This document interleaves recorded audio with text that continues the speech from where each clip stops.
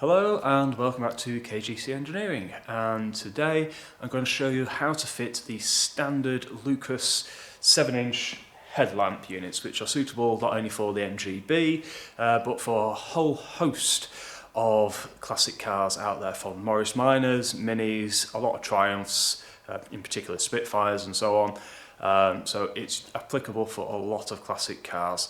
So let's get stuck into it.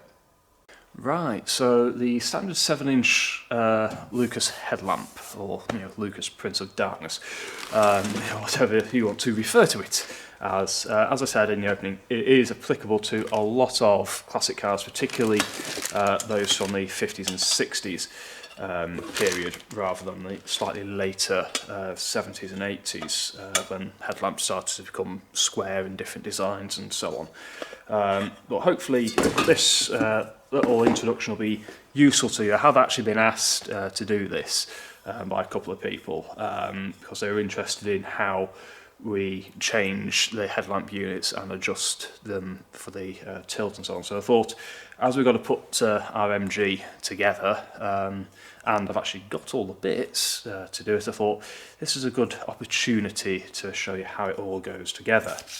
So, like I said, I've got the whole kit here. And the first thing we've got to start off with actually is the headlight bowl itself. We've got to do two things to this. Now, at the bottom, you'll hopefully be able to see there that there's a little catch here. Now this is currently set for a screw fitting. Now the problem is, if that's sat in there, how do you get a screwdriver to it?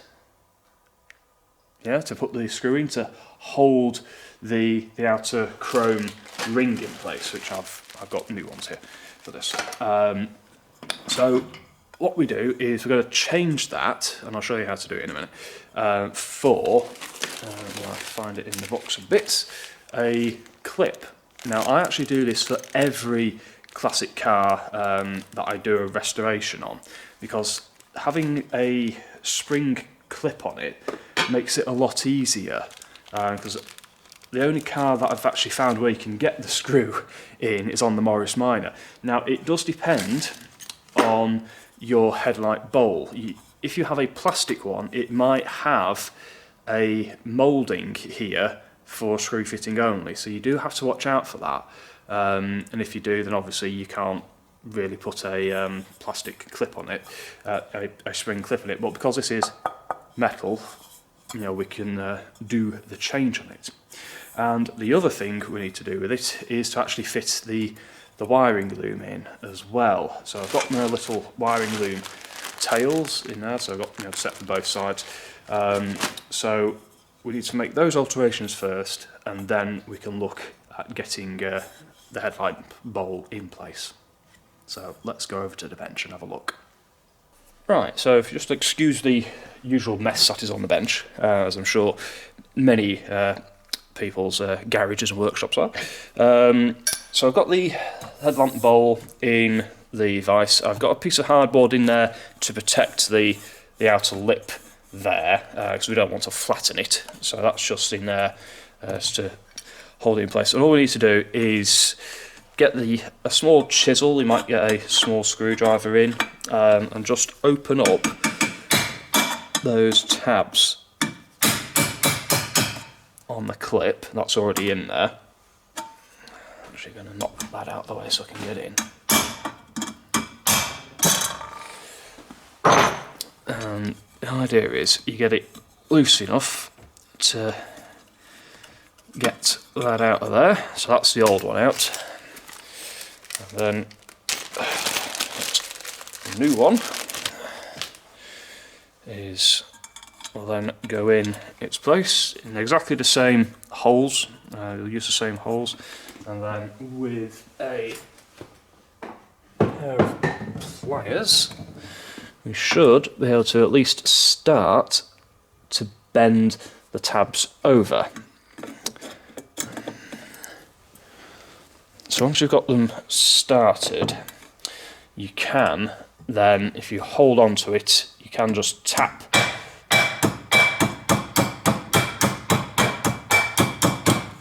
tab in until it's nice and flat. Now you might have to move the headlamp bowl around a bit so you've got a bit of better pressure on it, so it's not all bouncing around so much. Once you get it on there so far, you can and go in with a punch and work it around until it's on. And it's quite as simple as that, to be fair. It does take a bit of practice if you've not perhaps done it before, but it's doable. And if you do struggle with it, you can, if your pliers are big enough, get in there and bend them over with the pliers, which does sometimes work a bit easier because the gap in the pliers and sort of hole bit in the pliers will go over the lip there, and you can just bend them in place. So that's the first part done. So the next thing we need to do is put the wiring loom in. So this is a brand new loom. So rid of that. So we've got the whole length of the loom, and at one end we've got a plug, and at the other end we've got the connections to go to the rest of the wiring loom. We've also got this rubber seal here. Now that needs to go a little way down the covered wiring. So I'm just going to try and get that on there, because this rubber seal forms the main seal on the actual unit. If we can get that through there. He says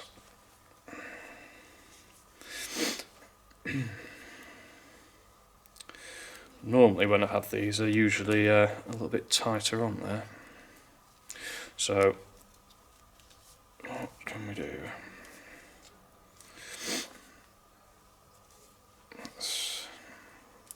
That's got to go on there.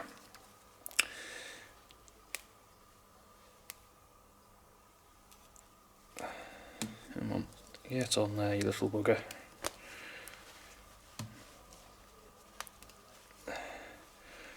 Well, once you've got it through so far and through to the other end, you might be alright. That's what this needs to do, is make sure we've got enough wire on there to pull through, because obviously we can pull it through a bit. I'm just trying to look down the end to see if I can see where it's come through yet.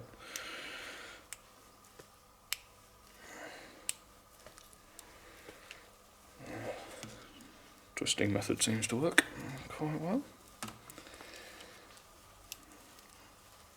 I think that's unfortunately as far on there as that is going to go. Right, okay then, if that's as far as it's going, that's as far as it's going. Right, so what we've got to do is thread the wiring loom through the hole in the bucket. You can just see my finger poking through a bit there. So that's where the wiring loom's got to go. Now, the reason why I'm doing this now is because it's a hell of a lot easier to do it now than it will be later on. What you do is you literally pull that seal right through until it clips into place, and that in theory is supposed to keep the headlight bowl dry on the inside, to keep any water splash, because this is the top of the bowl, so it goes in this way, so any water off the front wheel is going to splash up and go onto the top and roll down that way. Well, that's the idea anyway. So I'll now make up the other one exactly the same, and then we'll get on and start actually getting it fitted. Right, so now we've got our headlight bowl all together, how we need it, it's time to put the rubber seal on. It's pretty obvious which way the seal goes. You've got two little tubes in the seal, and they go on where the little adjuster screws are. So you can only get it on one way around, which is quite useful. And you just pull it around the back of the headlamp bowl. All being well, it should fit pretty good. So what we then got to do is locate the 4 fixing holes. Now they are usually, one across from each other, so they're quite obvious to find. And what I'll usually do is get a small screwdriver, and in the shape on the rubber where it is, I'll actually punch it through with a screwdriver, just to make sure it's there for our fixing to go through. And, so that's 1.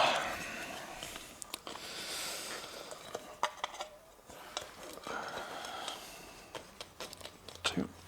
Now, when we come to the fixings, different cars have different fixings. And for the MGB, it's a screw fixing. The Morris Minor, I think I remember rightly, is also a screw type fixing. However, the Mini and Triumphs, like the Triumph Spitfire, it's a pop rivet. Right, so now I've got screw holes in the rubber. This can be a little bit fiddly at times, by the way. Right, let's get that in there. So, wiring loom in first, and then we want to line the 2 tubes up to go in the larger holes, and that will be how it will fit in. Now, as I said, there are different fixings for this, and the MGB one has a little Spirex type clip in the back of the headlamp ring on the wing there. The Morris Minor has fixed captive nuts, I think 2BA, and like I say, the Mini and the Triumph Spitfire certainly have a hole, which is literally just for a pop rivet. So what we need to do is, with this particular type, I can grab hold of it. So we have a screw, we have a little anti-rattle star washer which goes on the screw, and for me, because it's metal going on to metal, I always put a little bit of copper slip on the threads of the screws. You don't have to do it, but it is generally good practice if you do so. I did just drop that then, because it just helps a little bit for if you, in a couple of years' time, you may need to take the headlamp bowl off for whatever reason. It does just make it a little bit easier for you. So, alright, without teaching anybody to suck eggs, screw through the hole in the rubber, make sure we're definitely in the right places, line it all up, screwdriver, and make it go in. Now, I don't tighten it all the way up for the first one, I get them all in, and then we'll go through and nip it all up at the end. So I'll crack on with that, and I'll then see you for the next stage. Rightio, so I've got the headlamp bowl fully in now, and I always like to make sure that the clip that we've put on is clear at the bottom, so we're not damaging the paintwork. So obviously this has been relatively freshly painted, so we don't want to damage it. Right, so the next piece to go in is the headlamp bowl cage, or the first part of the cage, and it will only go in a certain way around. And what we have to do is make sure that these little slots in it at the top and bottom, that they go correctly onto the adjusting screws at the top. Now with the adjusting screws, you'll find that there's a sort of cone bit with a flat in so you can turn it with a screwdriver. There is then a slot and then a hexagon on the back. You've got to get that tab in that slot. If you put it behind it, it's not going to work. That is the only place it has to go. It cannot go anywhere else, so don't try and get it anywhere else. Now it does take a bit of practice to get these in, and they can be a bit fiddly, but like I say, they will go, usually quite happily. That seems to be okay in there. Right, so that is on there, and we can still see that we can get our wiring loom through the back as well, which is also very important.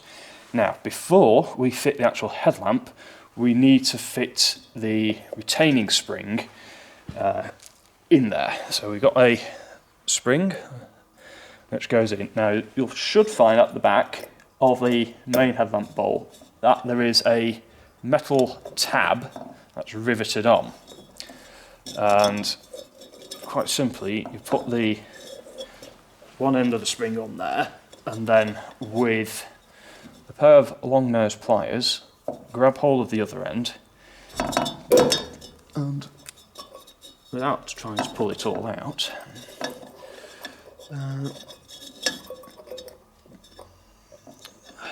pull the spring onto the cage. Now, it might take you a couple of attempts and a bit of practice, but it will go. But you've got to get it through one of the holes. There we go. So hopefully now I can show you that it's quite sprung loaded there, so that's going to ping back quite happily on itself, which is good. Because what happens when we adjust it is by pulling these in or out, we adjust the height and the angle that the headlamp is going to be aiming, which is quite simple really.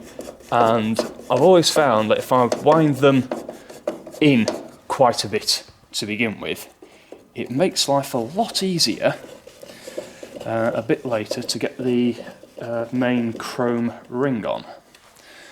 Because I'm just looking at this and thinking that this tab here could be a little bit close, but there's not really much I can do about that at the moment, but we'll see how we go.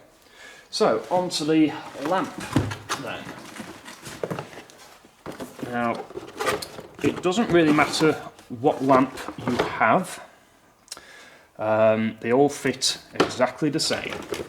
So whether you've got a traditional sealed beam unit, which I personally would not recommend, or whether you've got these which are the YPAC halogen H4 conversions, or if you've got even some brand new modern Angel Eye type ones, they all fit exactly the same, and they will only fit one way round, which is lucky.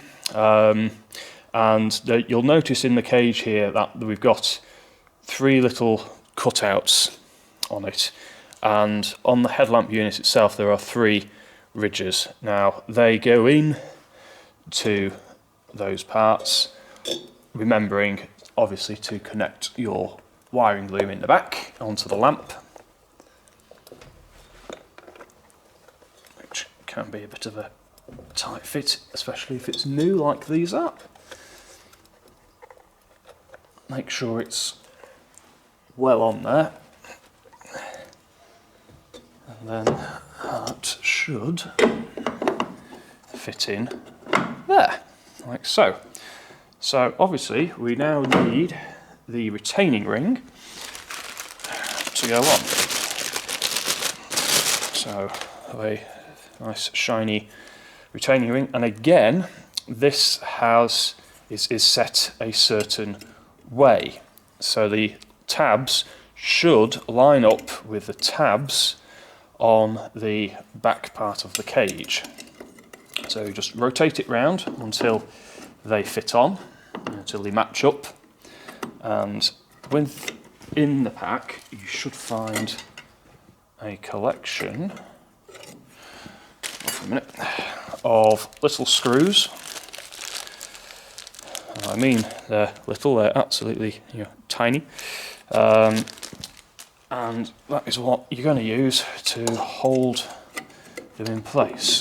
So first one in there, grab the screwdriver and just nip it to begin with, because we can come back and get it all tied up afterwards. So as once you got the first one in, it'll hold it all together for you to get the last two in. If you've not done this before, it can take a little bit of practice, so do have some patience with it. So I remember when I first did this, it was a bit of a, how the heck does this go together? Okay, you've never done it before, you don't know. So that's why you've got to learn. Right, so last one, there's my screw.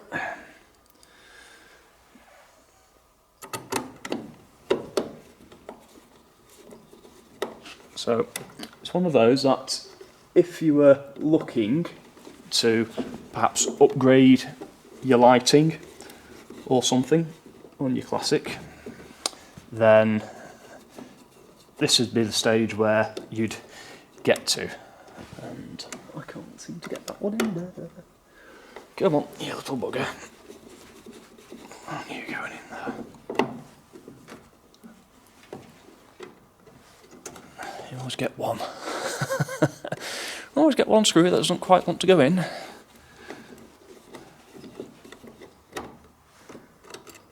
Why does it not want to go in there?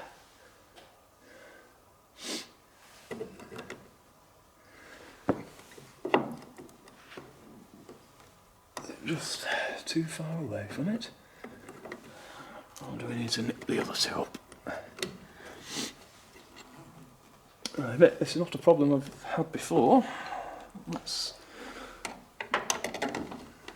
there we go. Forward, right. Right, let's try that.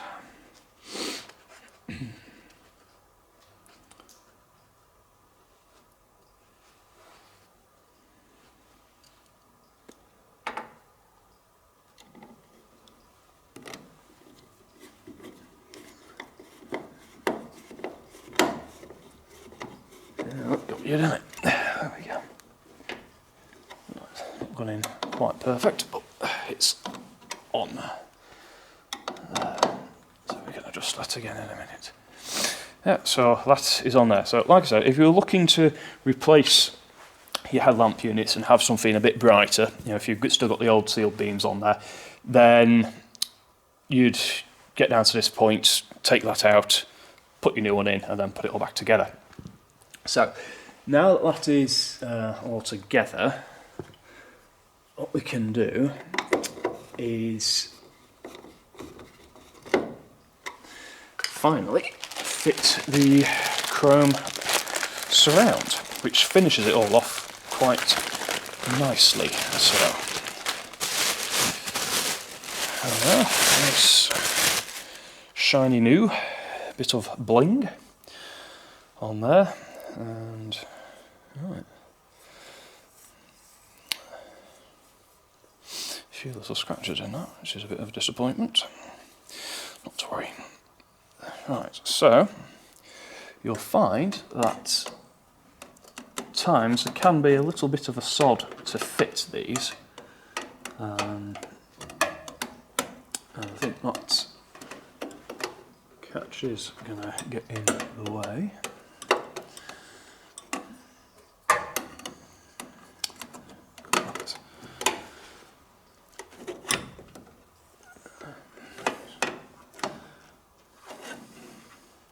So what I'm finding is the little catch for the cage, for the adjusting cage, is just getting my way a little bit to actually get the new chrome ring on. I think it's one of those, once it's on, it will be fine, but I might have to do a little bit of adjustment with that, perhaps, to see if we can get that to go in. Because it's close, but it's just not quite having it.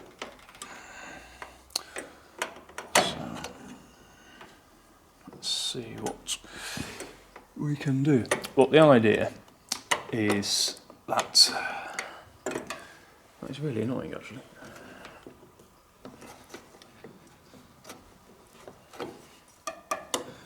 If I'm pulling it out a bit, yeah, right. Might have to whiz that off and give that a bit of a file, I think. So I'll do that, and then we'll have a look at fitting the ring. So be back in a minute. Right, so I've filed down the tabs to make it a little bit easier, and it just again goes to show, unfortunately, some of the poor quality of some of today's modern parts that are allegedly new and made to the correct patterns.